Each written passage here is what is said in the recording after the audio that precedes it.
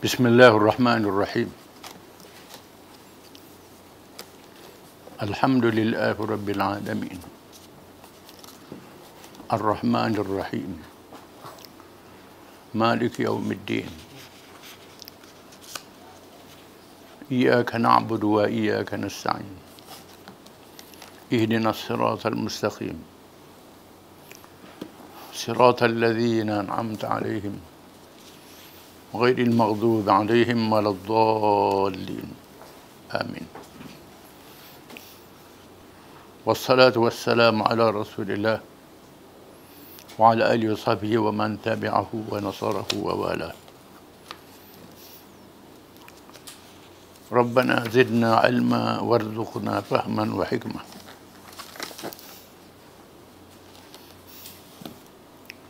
Islam agama Nabi-Nabi dan Rasul-Rasul. Islam ialah agama kepada Rasul-Rasul dan Nabi-Nabi alaihi wassalatu wassalam. Sejak Nabi Adam alaihi salam sehingga Nabi akhir zaman Muhammad sallallahu alaihi wasallam.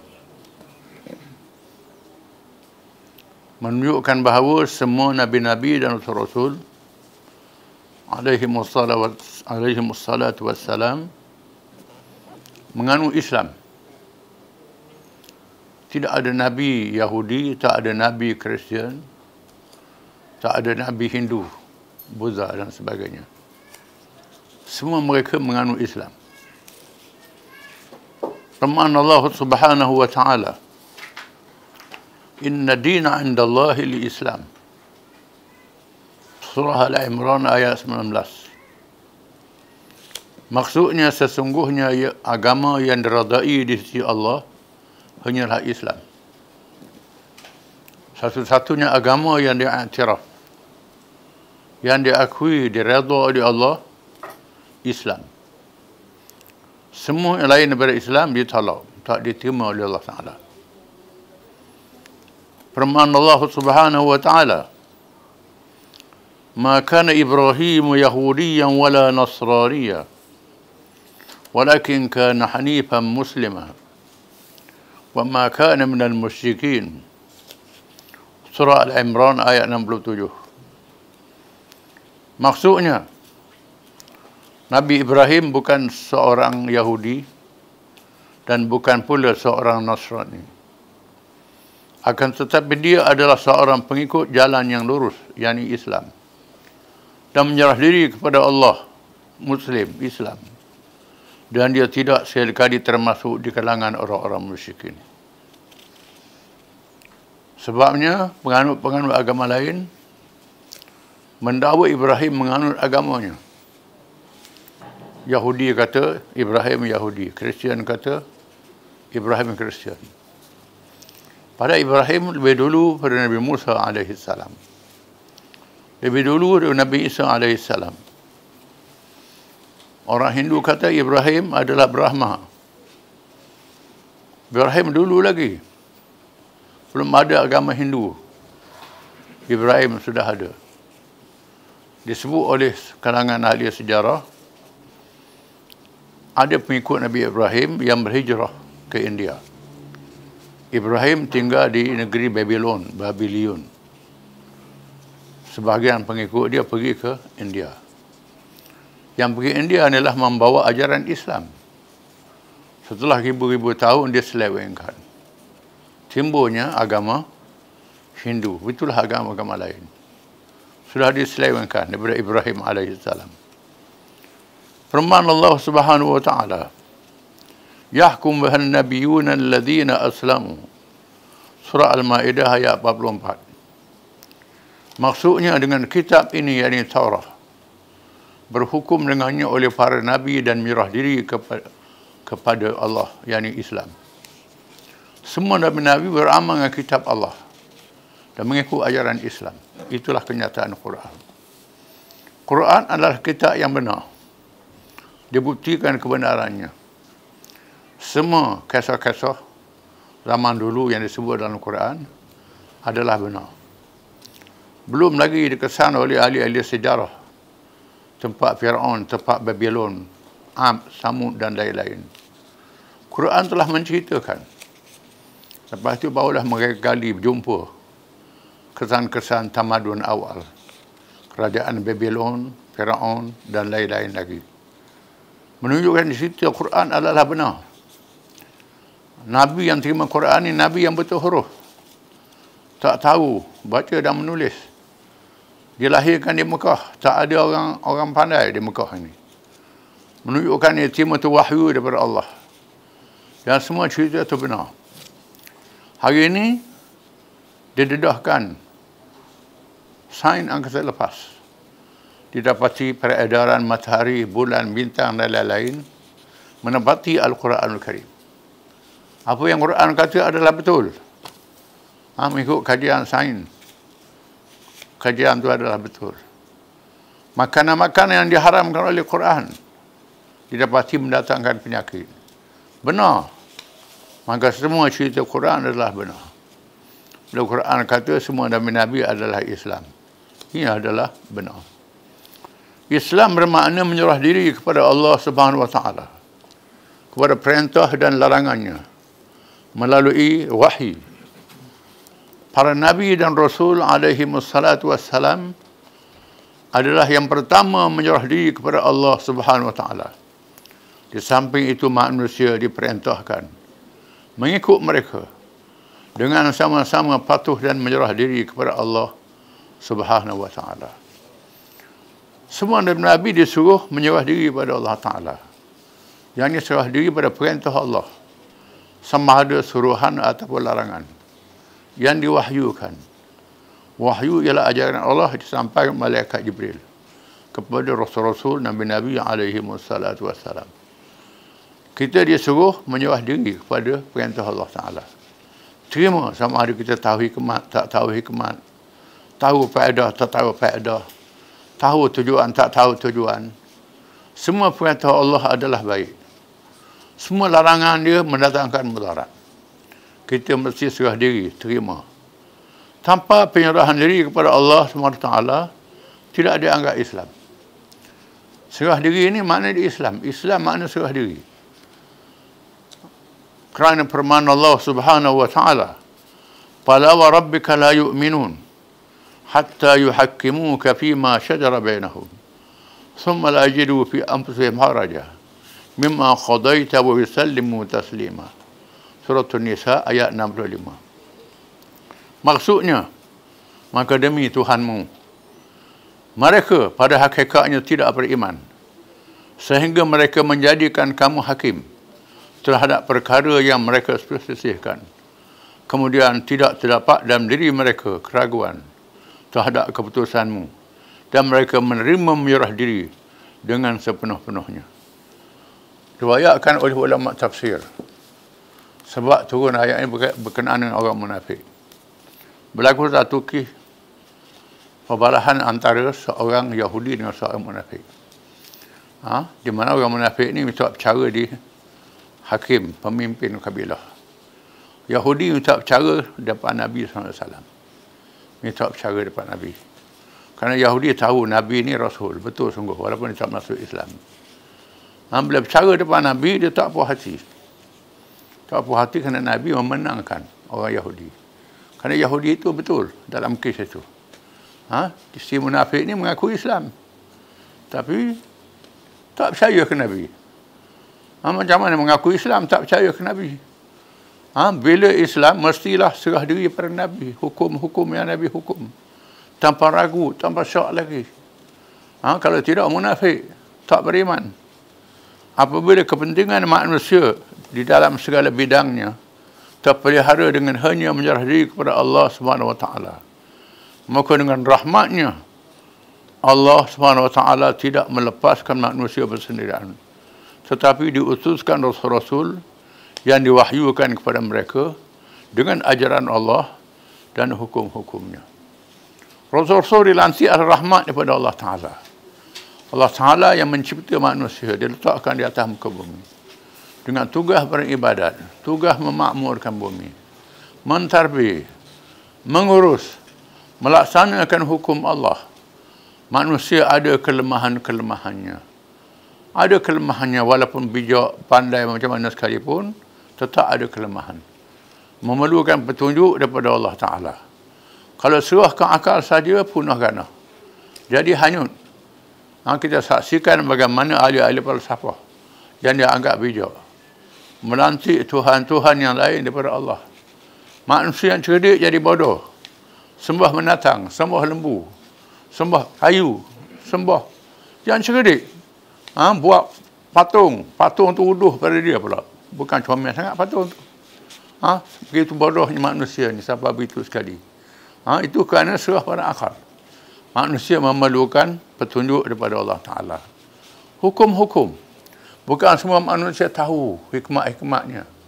Maka Allah Ta'ala selamatkan manusia dengan petunjuknya dan rahmatnya. Diutuskan Nabi-Nabi, diwahyukan ajaran kepada Nabi-Nabi itu.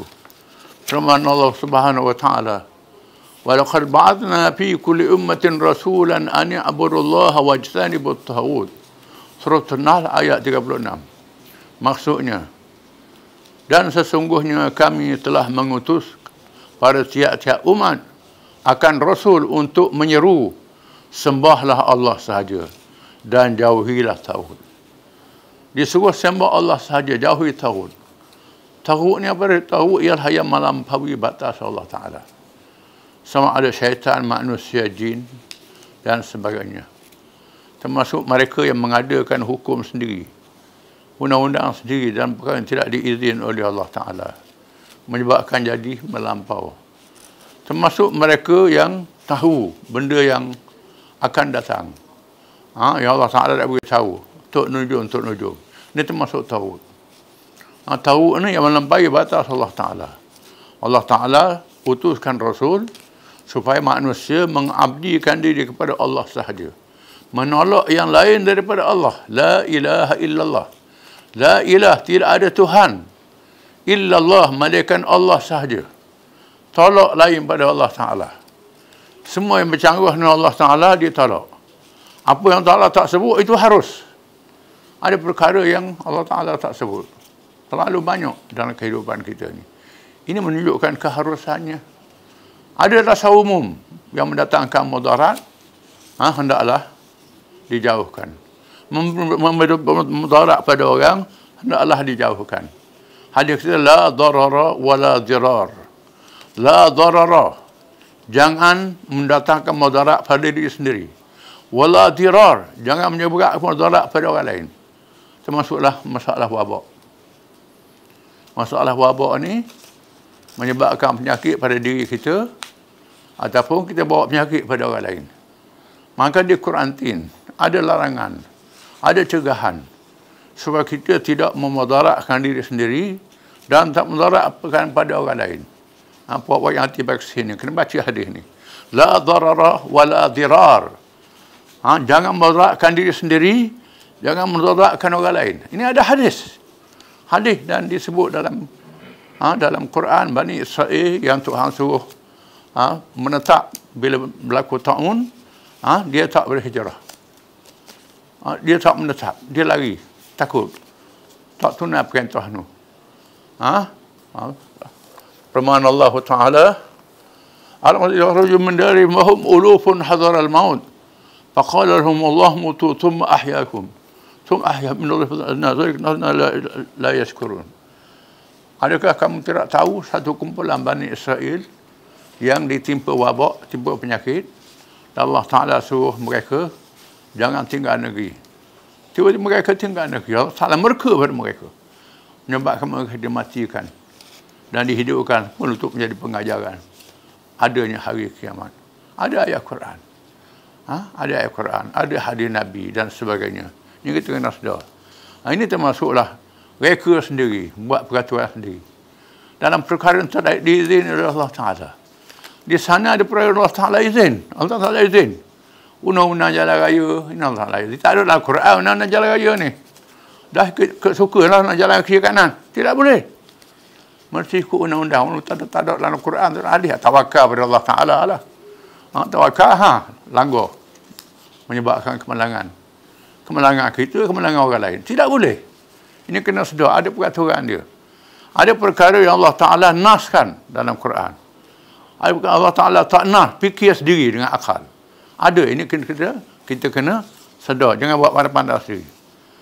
Agama kita ni banyak kaedah-kaedah dia. Firman Allah Subhanahu Wa Ta'ala, "Wa ma arsalna min rasulin illa bilisani qaumihi liyubayyana lahum." Surah Ibrahim ayat 4. Maksudnya, kami tidak mengutuskan seseorang rasul melainkan dengan bahasa kaumnya supaya ia dapat memberi penjelasan dengan terang kepada mereka. Tiap-tiap rasul diutuskan oleh Allah dengan kitab mengikut bahasa kaum itu, supaya membolehkan rasul itu menerangkan kepada kaum dia dengan mudah. Asas yang pertama, kalau Islam ni orang Arab. Nabi turun pada orang Arab dulu. Paling degil dalam dunia orang Arab. Maka Tuhan pilih orang Arab jadi rasul. Rasul akhir zaman. Turun Quran dalam bahasa Arab. Kan ni paling degil sekali. Orang lain-lain tu mudah. Lepas tu orang Arab tu dia resi bahasa dia sendiri. Lepas tu orang lain barulah belajar. Asasnya mesti dengan bahasa ibunda sendiri. Apa-apa ilmu dengan bahasa ibunda. Dengan bahasa asing, maka masa belajar bahasa tu sekali. Belajar ilmu tu pelak. Allah SWT utuskan Rasul dengan bahasa kaum dia untuk memudahkan ajaran itu disampaikan. Islam yang dibawa oleh Nabi Muhammad, Nabi-Nabi dan Rasulullah SAW adalah sama sahaja prinsipnya. Yang berbeza hanyalah cabang syariat, di mana ianya berdasarkan keperluan umat mengikut zaman masing-masing. Dan Islam yang dibawa oleh Nabi Muhammad SAW adalah lebih luas dan syumul daripada Rasul-Rasul yang sebelumnya. Kerana Rasulullah SAW diutuskan untuk seluruh manusia dan jin sehingga hari kiamat. Adapun Rasul-Rasul sebelumnya diutuskan hanyalah untuk kaum mereka masing-masing. Nabi-Nabi zaman dahulu diutuskan untuk kaum dia sahaja. Untuk Bani Israel sahaja, untuk kaum Ad sahaja, untuk kaum Samud sahaja, untuk bangsa dia sahaja. Diutuskan untuk kaum dia sahaja. Adapun Nabi akhir zaman Muhammad SAW diutuskan untuk seluruh manusia. Kerana Allah Ta'ala nak tutup dunia dengan ajal berlakunya kiamat dibinasakan. Sebelum dibinasakan dunia, Allah Ta'ala beri nikmat ilmu. Nikmat ilmu, dengan sedikit ilmu, manusia boleh mencipta mereka berbagai-bagai alat yang canggih sehingga transport, sehingga komunikasi berlaku dengan cepat di seluruh dunia dalam masa yang cepat. Dunia yang luas, dahulunya nak pergi berbulan, bertahun nak boleh sampai satu ujung ke ujung dunia. Sekarang dalam masa satu hari, beberapa jam, maklumat boleh dapat berapa minit, saat, minit saja. Maka cukup seorang Rasul saja, Muhammad SAW, untuk akhir zaman. Dia beri mukjizat ilmu, iaitulah Quran Karim. Berbeza dengan mukjizat Nabi zaman dulu, mengikut zaman masing-masing. Nabi Nuh dengan taufan, Ibrahim ketahanan dibakar api, Sulaiman dapat menguasai bahasa binatang, Musa dengan tongkat, Isa menghidupkan orang mati, Daud melemburkan besi, benda-benda pelik begitu. Adapun Nabi akhir zaman ni, mukjizat ilmu Al-Quranul Karim. Sesuai dengan zaman ilmu. Zaman mutakhir, zaman ilmu. Dengan Nabi kita Muhammad SAW disempurnakan risalah dan nubuah. Dan juga disempurnakan agama dengan selengkapnya pada seluruh alam. Firman Allah Subhanahu wa taala, "Al-yawma isal ladina kafaru min dinikum fala takhshawhum wakhshawun. Al-yawma akmaltu lakum dinakum wa atmamtu alaykum ni'mati wa raditu lakum al-Islam madina." Surah Al-Maidah ayat 3. Maksudnya, pada hari ini orang-orang kafir telah berputus asa untuk mengalahkan agama kamu. Sebab itulah jangan kamu takut pada mereka dan takutlah padaku. Pada hari ini telah aku sempurnakan untuk kamu agama kamu. Dan telah aku cukupkan bagi kamu nikmatku. Dan telah aku redha Islam itu menjadi agama kamu. Allah nak jadikan orang kafir tak boleh lawan Islam. Nak lawan hujah pun tak boleh. Nak lawan hikmah pun tak boleh. Ternyata bila berhujah, orang bukan Islam kalah. Bukan zakir naik amat didak seorang sejak zaman dulu lagi. Berhujah dengan orang Islam kalah. Dengan sebab dia tak berani berhujah. Berhujah sepusingan, 2-3 pusingan, kalah dia. Tak boleh lawan Islam ni. Termasuklah hukum hakam dia. Dia dapati lari pada hukum Islam menyebabkan uhara. Menyebabkan qada jenayah meningkat. Bukan nak hapus jenayah tak boleh selagi ada syaitan atas dunia ni. Tetapi syariat Islam mengurangkan qada jenayah. Ini berlaku. Memang begitu. Mendadak bila syariat Islam dilaksanakan. Ternyata bila pakai undang-undang lain jadi punah. Contohnya dalam Islam ada hukum qisas. Bunuh balas. Bawa pergi kena bunuh. Kemudian ada pengampunan perkara. Ada teori barat mengatakan nak hapus hukum bunuh. Orang bunuh orang tak boleh bunuh. Bunuh orang tak apa. Nak hukum bunuh dia tak boleh. Menyebabkan jenayah mendadak. Meningkat mendadak. Berlaku di negara barat. Bunuh budak-budak. Bunuh orang tua. Bunuh tak ke apa. Melampau. Menandakan hukuman Islam ni tak boleh lawan. Termasuklah hukum mencegah segala kemungkaran. Mencegah harok, dadah dan seumpamanya. Ada hukum Islam. Pagar hukum lain tak boleh nak cegah. Gagal. Perkara yang diharamkan. Daging babi mendatangkan penyakit. Bangkai mendatangkan penyakit. Islam mengharamkan. Kecuali dalam keadaan darurat. Degil nak lawan Islam. Menyebabkan berlakunya penyakit. Banyak-banyak hal. Menandakan tak boleh nak lawan Islam ni. Islam ni ilmu daripada Allah Ta'ala yang maha mengetahui. Orang kafir dah putus asa nak lawan Islam. Mengapa kamu orang Islam tinggal Islam? Jangan tinggal Islam. Jangan ikut orang. Orang lain tak mampu nak lawan Islam ni.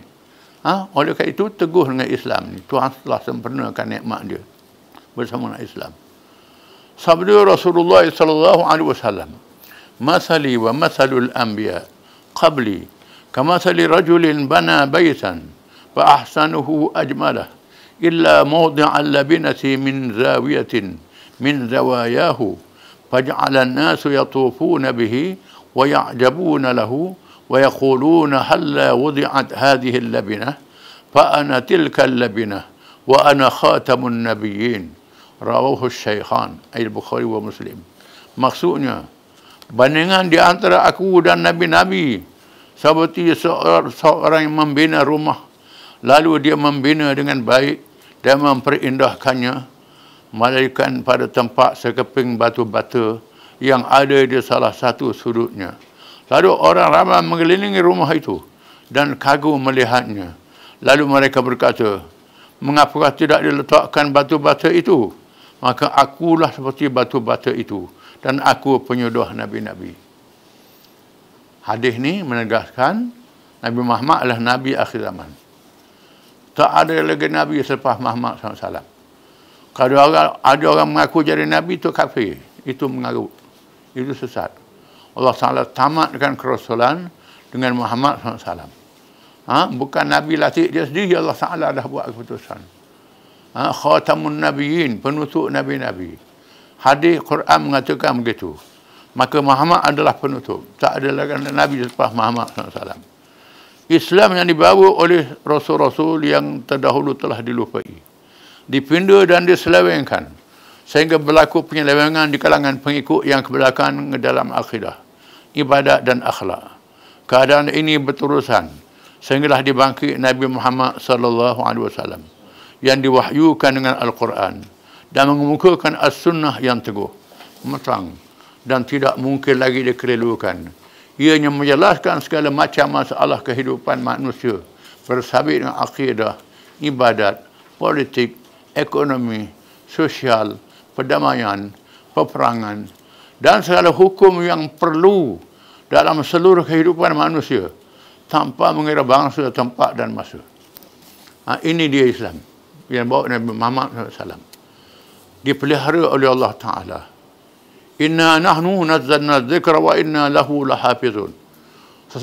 Sesungguhnya kami yang menurunkan peringatan Quran dan kamilah yang memelihara Quran ini. Quran dipelihara oleh Allah Ta'ala. Kitab-kitab zaman dahulu sudah diselewengkan. Terseleweng. Kitab Taurah orang boleh ubah. Kitab Injil orang boleh ubah. Kitab Wida orang boleh ubah. Kitab agama Buddha orang boleh ubah. Kitab Quran orang tak boleh ubah. Dipelihara oleh Allah Ta'ala. Sehinggalah nak berlaku kiamat, Allah Ta'ala matikan ulama-ulama. Matikan orang hafal Quran, tak ada lagi. Lepas tu berlaku kiamat. Dipelihara. Jadi masa kita ni Quran ada lagi, dok kiamat lagi lah. Ada orang tu tunggu kiamat bila-bila. Quran ada lagi, boleh ngaji lagi. Boleh baca lagi. Tak dia hapus. Ulama-ulama masih ada. Kalau nak berlaku kiamat, dia matikan ulama-ulama. Orang hafal Quran tak ada dah. Tak ada, barulah dunia dia dimusnahkan. Jadi Allah Ta'ala pelihara Quran sehingga berlakunya kiamat. Beza dengan kitab-kitab lain. Kitab lain sudah diselewengkan. Quran tak boleh diselewengkan sekali-kali. Walaupun ada orang kafir usaha nak ubah muka surat dia, nak ubah ayat dia, nak ubah baris dia. Tak boleh. Tak boleh buat. Nak ubah baris tak boleh. Ada orang hafal, bukan saja hafal Quran, hafal qiraat dia. Qiraat dia. Kalau baris ada khilaf pun orang hafal, orang ingat. Tafsir dia, ada orang ingat. Bahkan Tuhan jadikan ilmu Islam ni bukan sahaja dipelihara pada buku-buku yang ditulis, termasuk dihafal dalam dada para ulama. Kalau dia ambil Quran tu, dia baca habis. Kita agama besar-besar dia baca, boleh tulis balik. Ini kehebatan. Boleh tulis balik. Ilmu tu boleh tulis balik. Pernah berlaku kaum Tatar menyerang Baghdad. Memusnahkan librari Baghdad. Memunggah kitab-kitab dikarang oleh ulama. Ilmu Islam tak mati. Tak boleh dimusnahkan. Orientalis buat macam-macam. Tak boleh dimatikan. Di Turki diubah Quran dengan tulisan Romi. Azan dengan bahasa Turki. Tak boleh. Hak yang buat ubah tu mati. Mampu yang buat sekamat tatu. Tapi Quran dipelihara Allah Ta'ala. Di negara komunis, dengan kejam membunuh ulama, membunuh orang pegang dengan agama, mengosongkan masjid, tukar masjid jadi kandang babi, jadi naik kelab macam-macam. Komunis jatuh. Islam naik semula, tumbuh balik. Termasuk di Spanyol. Di Spanyol dia bunuh orang Islam. Batu nisan orang Islam dibuangnya. Batu nisan. Tak boleh ada tanda-tanda Islam. Ada lagi Islam di Spanyol. Islam tak boleh dihapuskan. Dipelihara oleh Allah Ta'ala. Wallahu a'lam.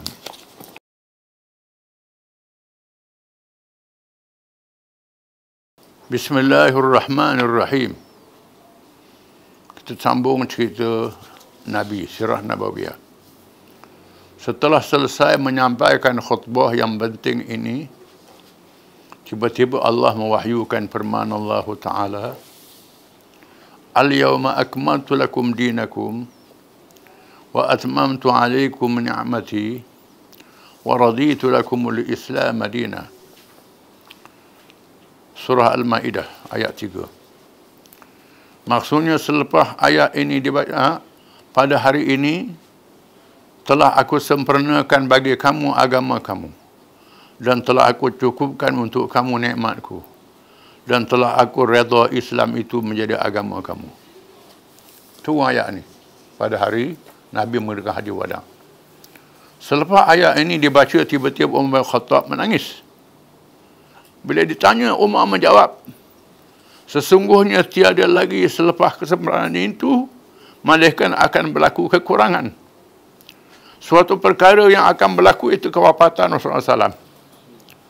Ramai juga orang menyangka ayat ini adalah ayat Quran yang paling akhir. Sebenarnya tidak. Ini bukan ayat paling akhir. Ayat ini menyatakan kesempurnaan agama Islam.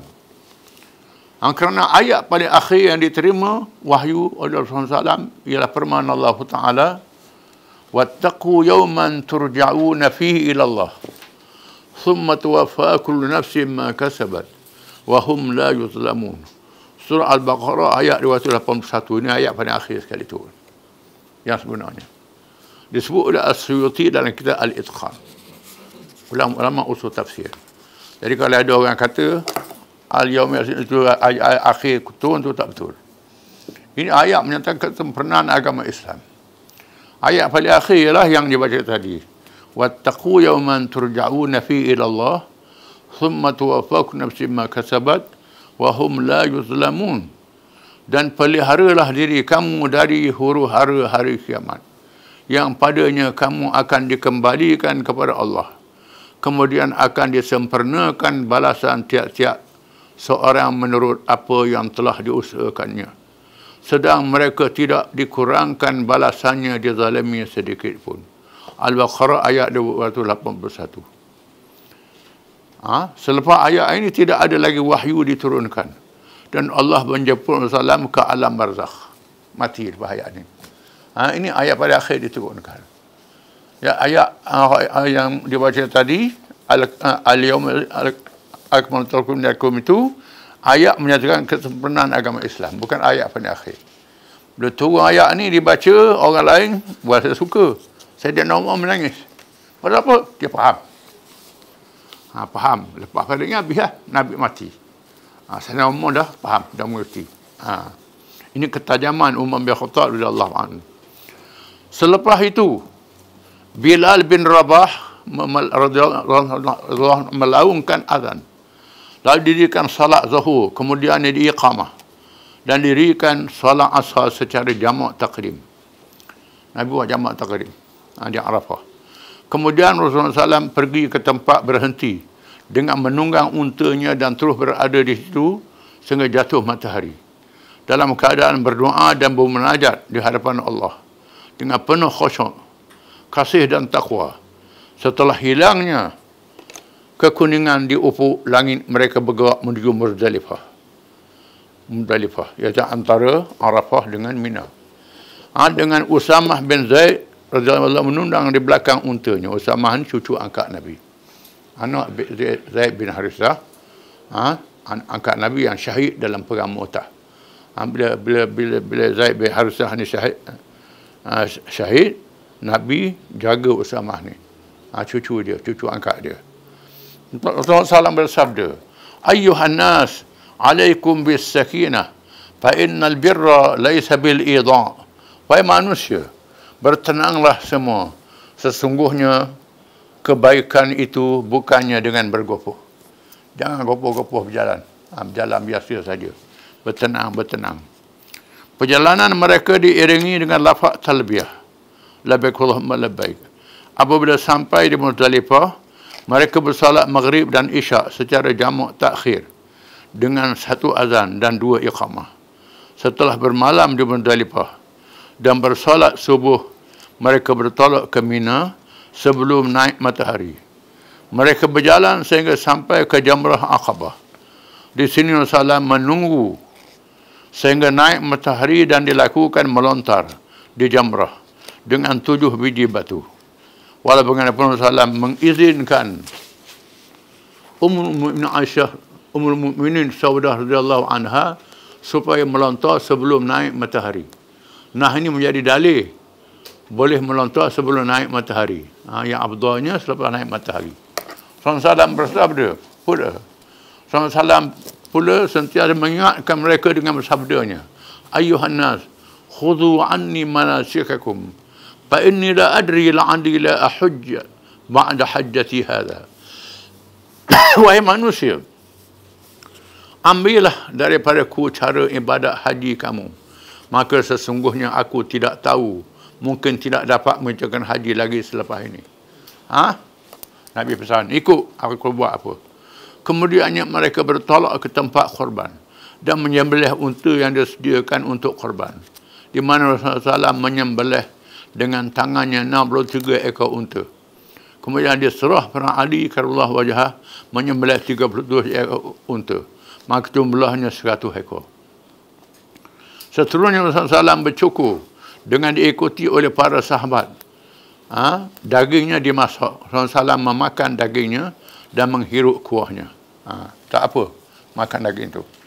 Mengikut para ulama, di waktu duha, hari nahar, 10 hari Zulhijjah, Rasulullah SAW berkhutbah dengan berada di atas unta, mengulangi sebahagian daripada apa yang disebut di Arafah, dan ditambah lagi dengan sabdanya, Ya ayuhan nas, ayu yawmin hadha, qalu yawmun haram, qala fa ayu baladin hadha, qalu baladun haram, qala fa ayu syahrin hadha, qalu syahrun haram, قالوا فإن دماءكم وأموالكم وأعراضكم حرام عليكم حرام كحرمة يومكم هذا في بلدكم هذا في شهركم هذا فعادها مرارا ثم رفع رأسه فقال اللهم هل بلغت اللهم هل بلغت لا ترجعوا بعدي كفارا يضرب بعضكم رقاب بعض. Wahai manusia, hari apakah ini? Mereka menjawab, hari yang diharamkan melakukan beberapa perkara. Nabi SAW bersabda, negeri apakah ini? Mereka menjawab, negeri yang diharamkan melakukan beberapa perkara. Nabi bersabda lagi, bulan apakah ini? Mereka menjawab, bulan yang diharamkan beberapa perkara. Nabi bersabda lagi, sesungguhnya darah kamu, harta kamu, dan marwah kamu dihormati. Haram kamu melakukan sewenang-wenangnya seperti diharamkan pada hari kamu ini, di negeri kamu ini, dan di bulan kamu ini. Rasulullah SAW mengulanginya beberapa kali dan bersabda, Ya Allah Tuhanku, saksikanlah, adakah aku telah menyampaikan? Dan Nabi bersabda, janganlah kamu menyeleweng selepas aku wafat, sehingga kamu memancung leher membunuh sesama kamu berlaku hari ini. Arak perang sama sendiri. Ni. Nabi dah pesan. Lepas aku wafat, jangan menyeleweng. Ni dah lah. Perang di Yaman, perang di Syria, perang kata-kata. Arak dengan Arak perang. Ni. Jadi Arak sudah balik pada jahiliah. Arak sudah balik pada jahiliah. Dan di akhir zaman, mungkin orang Arak akan jadi kurang jumlahnya. Kerana perang sama sendiri. Orang Islam lain pula akan ramah. Akan jadi begitu. Jadi begitu. Orang Arab perang sama sendiri. Nabi dah beri amaran. Kemudiannya, perang tu suka-suka pula. Balik zaman jahiliah. Suka perang, bunuh takbir pula. Takbir lawan Ahmadi. Bukan lawan Yahudi. Lawan Ahmadi takbir. Ini semua mengarut. Kemudian Rasulullah SAW bertolak ke Mekah untuk melakukan tawaf ifadah yang menjadi rukun haji. Mereka bersalat zuhur di Mekah. Setelah selesai meminum air Zam-Zam yang disediakan oleh keluarganya Bani Abdul Muttalib, mereka bertolak ke Mina. Seterusnya melakukan lagi ibadah haji bermalam di Mina, melampau 3 jumrah dan tiap-tiap hari tasyrik. Pada tiap-tiap hari tasyrik, setelah gelincir matahari pada waktu zuhur, di samping menyampaikan beberapa khutbah yang diriwayatkan oleh para ulama hadis dan mengingatkan lagi agar menghapuskan amalan-amalan jahiliah, di mana sebahagian besarnya telah diumumkan penghapusannya oleh perisharan pada hari Haji Abu Bakar sebelumnya. Pada masa Haji Abu Bakar sebelumnya, di hari-hari tasyrik disampaikan beberapa khutbah menandakan benar-benar haji wada, haji selamat tinggal. Benar-benar ni wasiat. Banyak wasiat haji wada ni, banyak hadis-hadis disebut.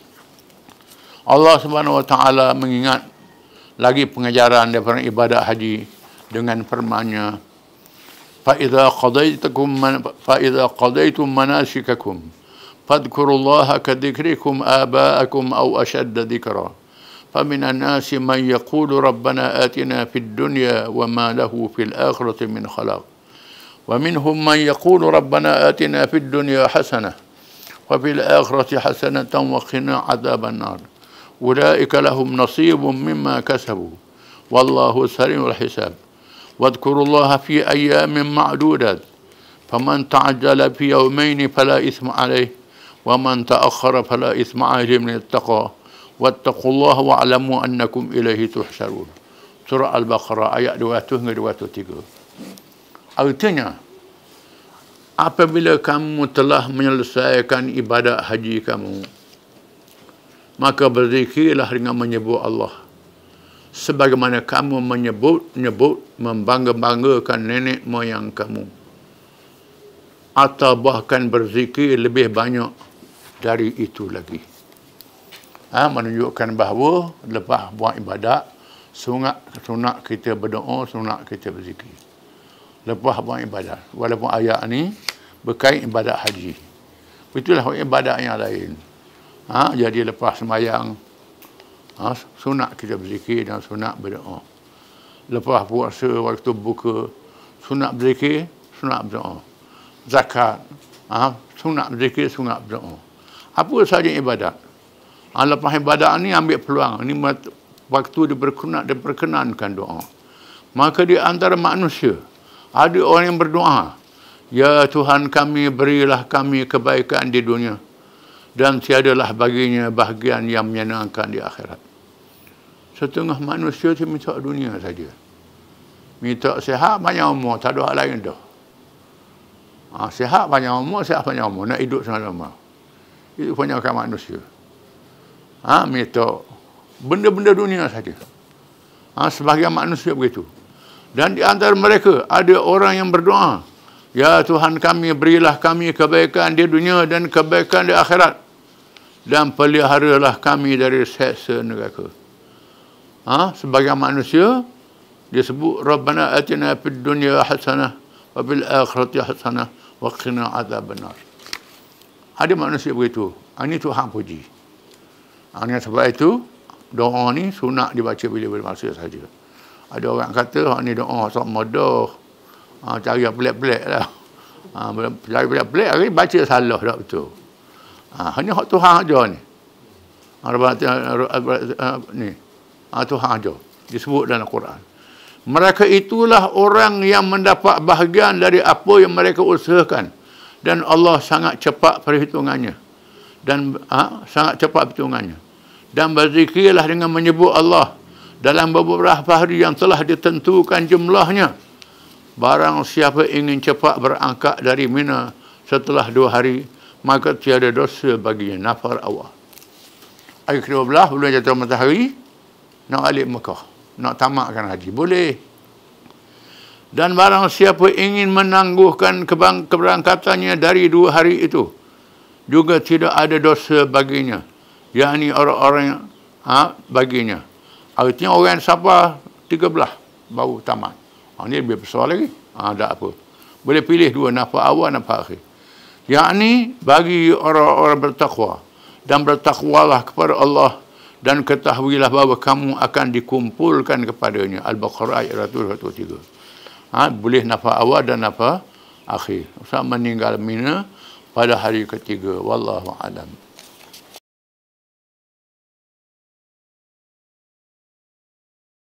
أعوذ بالله من الشيطان الرجيم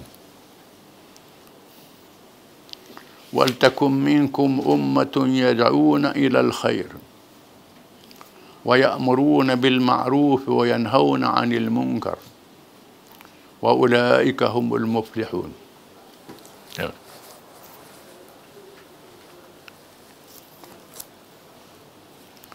Dan hendaklah ada di antara kamu satu puak yang menyeru kepada kebajikan, mengembangkan Islam, dan menyuruh berbuat segala perkara yang baik, serta melarang daripada segala perkara yang salah, buruk dan keji.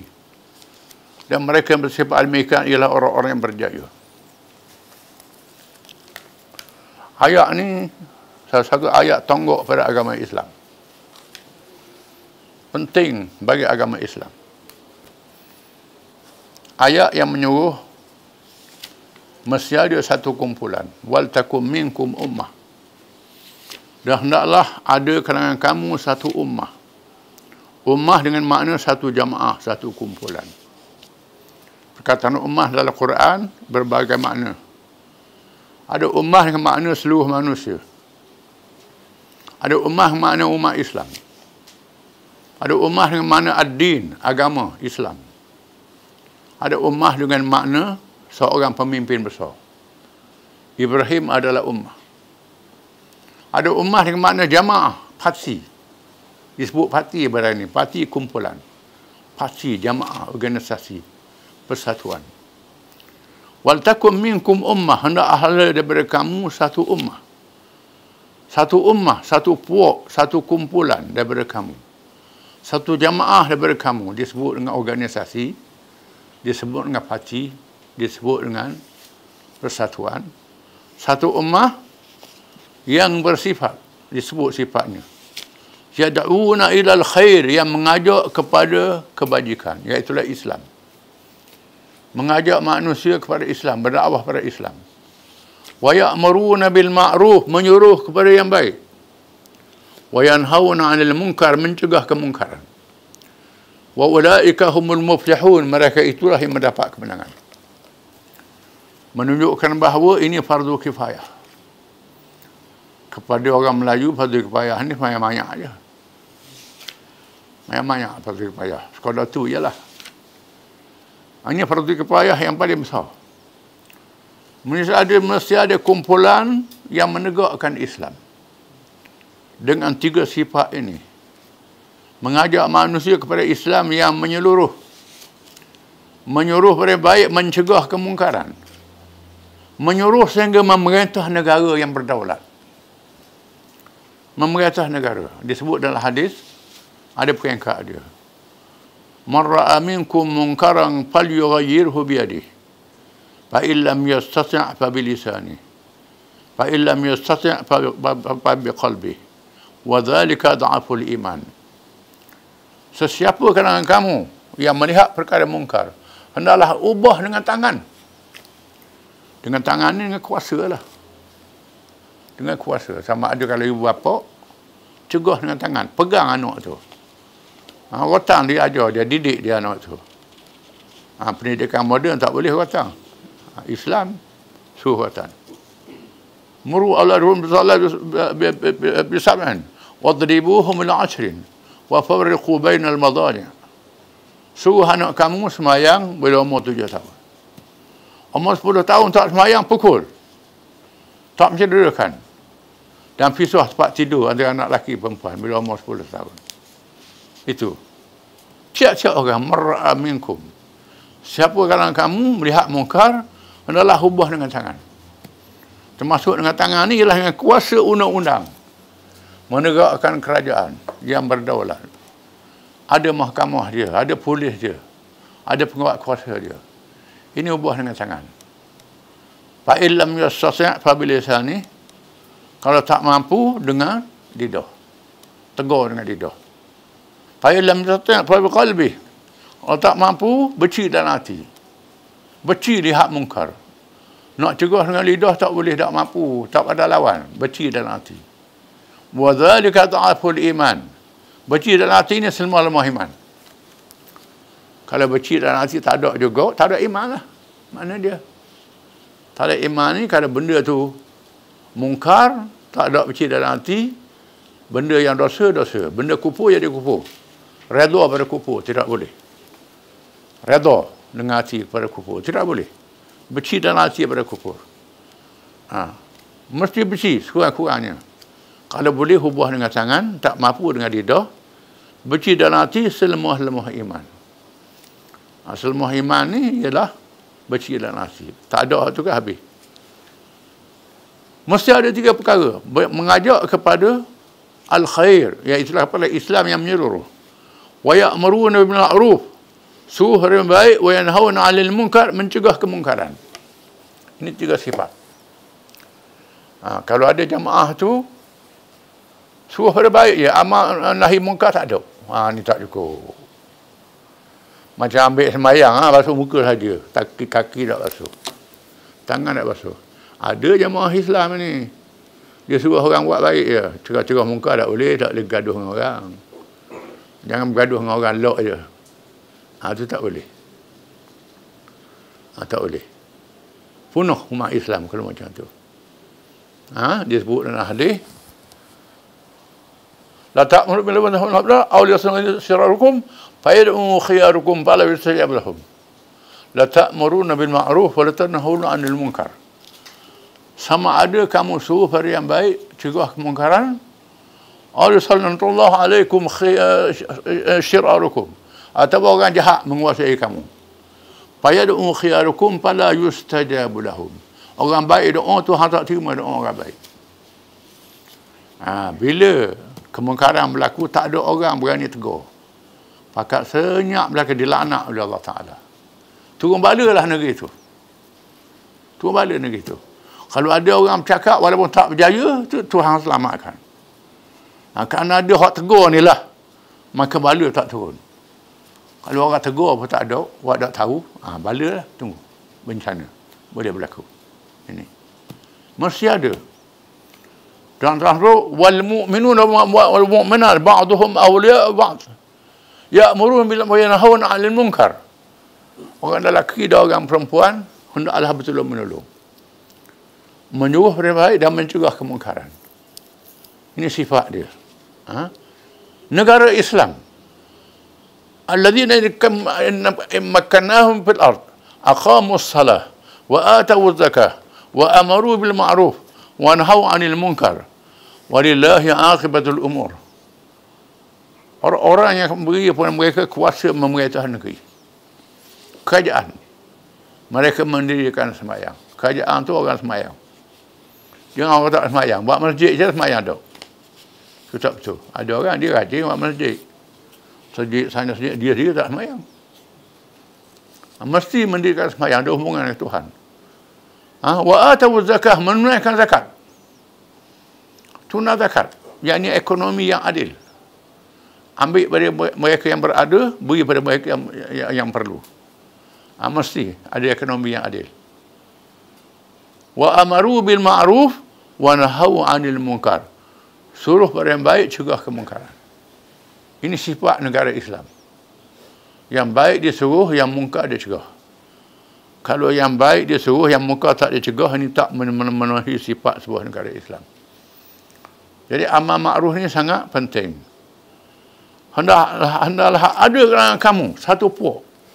Sekurang-kurangnya ada kalangan kamu. Nabi kata akan ada kalangan umat aku sehingga hari kiamat. Kumpulan yang menegakkan amal munkar ni akan ada sehingga hari kiamat, tak habis. Bila nak berlaku kiamat tak ada orang ni. Walaupun kena marah, walaupun orang benci, tak apa, boleh pahala. Boleh pahala. Akan tiba masanya orang berpegang dengan agama macam pegang bara api. Pahala sangat besar. Masa kita kuat agama ni, orang benci. Pahala sangat besar dari Allah Ta'ala. Jadi kalau ada kumpulan ini, wa ulaika humul muflihun. Mereka itulah yang akan mendapat kemenangan. Kemenangan dunia dan kemenangan di hari akhirat. Dua kemenangan. Berjaya dunia, selamat daripada wabak bencana, selamat daripada kejahatan. Kalau ada kejahatan pun, dia boleh pahala orang ni, boleh pahala. Dalam kebaikan selalu. Hari akhirat lebih-lebih lagi mendapat kebaikan. Mereka lah mendapat kemenangan dunia dan akhirat. Kena ada kumpulan. Dan kita kena hidup kumpulan. Nabi kata, talzamu jama'atal muslimin wa imamahum. Kamu kena ikut kumpulan orang Islam dan pemimpin mereka. Huzaifah bin Yaman radhiyallahu anhu tanya Nabi wa Rasulullah dalam hadis yang panjang, baca terjemahan dia. Dia kata, Rasulullah, kita dulu dalam keadaan yang jahat, jahiliyah. Mari Islam. Adakah lepas pada Islam ini ada mari keburukan? Nabi kata, ya ada. Ada keburukan. Kamu cegah dia, kamu halang dia, kamu tu dia. Lepas keburukan ni ada pula kebaikan. Ada, tapi ada keruh. Ada keruh. Kebaikan tu ada, tapi lemah, tak macam dulu. Akan ada. Lepas tu ada kejahatan. Ya. Nabi kata, du'atun ala abwab jahannam. Penyeru-penyeru ke arah neraka jahannam. Akan muncul orang yang duduk, ajak orang masuk neraka. Wahai Rasulullah, kalau berlaku demikian, kami nak buat macam mana? Kalau berlakulah ada puak-puak yang menyeru pada kejahatan ni, Nabi kata, talzamu jama'atal muslimin wa imamahum. Kamu kena ikut kumpulan Islam dan pemimpin dia. Selagi ada kumpulan Islam, selagi ada pemimpin dia, kamu ikut. Nabi kata. Lepas Rasulullah, kalau kumpulan Islam tak ada, pemimpin tak ada, macam mana? Tak ada, tinggal saya seorang. Nabi kata, kamu tinggal semuanya. Walaupun kamu terpaksa makan gigi umbi kayu, tak ada makanan. Nak panjat pokok, tak urut. Letih, makan umbi kayu. Walaupun kamu terpaksa makan umbi kayu, terpaksa makan umbi kayu, kamu tetap dengan Islam, dengan tinggal Islam. Jangan ikut kumpulan-kumpulan yang mengarut, yang menyesatkan kamu. Penyuruh-penyuruh ke jahanam akan muncul di akhir zaman. Ini zaman fitnah yang sangat besar, yang sangat berat. Sehingga beratnya fitnah ni, ada orang yang kuat agama duduk di bukit. Orang kata tapa bukan cari jin. Orang tua-tua ni tapa cari jin, nak cari ilmu lebih, tidak. Orang dulu beruzlah ni kerana nak selamatkan agama. Bila berlaku dia tak tahan, nak ajak orang tak boleh, dia tak mampu, dia pergi duduk seorang-seorang buat ibadat. Selagi ada jamaah Islam, ikut jamaah Islam. Jangan pula jamaah Islam. Pernah seorang sahabat, dia tak boleh ikut jamaah Islam. Sahabat ni dia musafir tengah padang pasir, berjumpa dengan mata air, curung, air yang jernih. Lalu dia fikir molek, dia kata kalau aku mari di sini, bawa anak isteri, buat pagot, tanam, pera-pera binatang, perah susu, makan, tak campur dengan orang, buat ibadat sini. Tapi kena tanya Rasulullah dulu. Dia balik tanya Rasulullah. Rasulullah kata jangan. Jangan buat begitu. Mu duduk situ 70 tahun. Duduk situ, mu tak gaul dengan orang, tak ada perjuangan, tak ada apa-apa. 70 tahun. Baik mu duduk sehari dalam keadaan menghadapi cabaran dan kesusahan. Menghadapi cabaran. Sehari menghadapi kesusahan ni, cabaran ni, berjuang ni, lawan ni, lebih baik 70 tahun duduk mengasingkan diri. Kerana nak selamat agama, dah campur dengan orang. Tasawuf lah kononnya. Tasawuf tak betul tu. Ulama-ulama tasawuf ni, dia tasawuf hati dia beruzlah, tubuh dia berjuang, tubuh dia menghadapi cabaran, tubuh dia berdakwah, tubuh dia amar ma'ruf dan nahi munkar. Bacalah ulama-ulama tasawuf ni. Uzlah ni uzlah hati, bukan uzlah perjuangan, tidak. Perjuangan ni ialah sifat Nabi-Nabi alaihi wassalatu wassalam. Kalau kita nak ikut Nabi, kita kena menghadapi cabaran. Pahala dia besar. Kalau kita tahan, dapat pahala besar. Kalau berdosa, bertaubat, boleh pahala juga. Tak tahan berlaku dosa, lepas tu bertaubat, boleh pahala juga. Tak perlu duduk ni, taubat pun tak ada, duduk tu gitu saja je lah. Dan sebab itulah Nabi kata 70 tahun duduk di sana beruzlah lebih baik dengan sehari duduk, lebih baik sehari duduk dalam keadaan menghadapi cabaran. Wallahu a'lam.